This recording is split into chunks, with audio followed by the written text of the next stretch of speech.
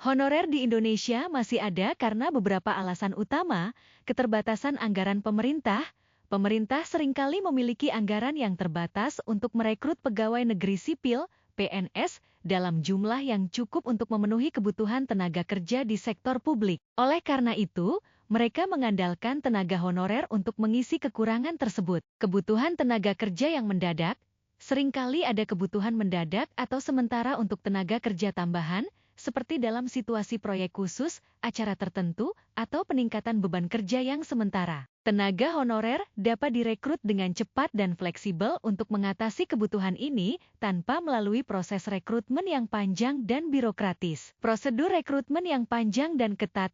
Proses rekrutmen PNS seringkali panjang, ketat, dan melibatkan banyak tahapan seleksi. Dalam beberapa kasus, ini menyebabkan kekurangan tenaga kerja di berbagai sektor, karena proses rekrutmen belum selesai, sehingga pemerintah atau instansi terkait memilih untuk menggunakan tenaga honorer sebagai solusi sementara. Desentralisasi dan otonomi daerah. Dengan adanya otonomi daerah, pemerintah daerah memiliki kewenangan untuk mengelola anggaran dan rekrutmen tenaga kerjanya sendiri. Beberapa daerah mungkin memilih untuk menggunakan tenaga honorer karena alasan efisiensi anggaran atau kebutuhan lokal yang spesifik. Fleksibilitas dan penghematan biaya.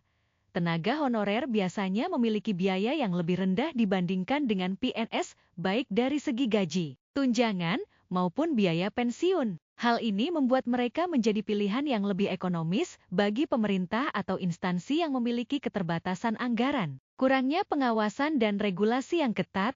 Di beberapa kasus, kurangnya pengawasan dan regulasi yang ketat terhadap penggunaan tenaga honorer menyebabkan praktik ini terus berlangsung. Ada kecenderungan beberapa pihak untuk memanfaatkan celah dalam sistem rekrutmen untuk merekrut tenaga honorer secara terus-menerus. Keberadaan tenaga honorer di Indonesia menjadi isu yang kompleks yang melibatkan berbagai faktor ekonomi, birokrasi, dan kebijakan pemerintah.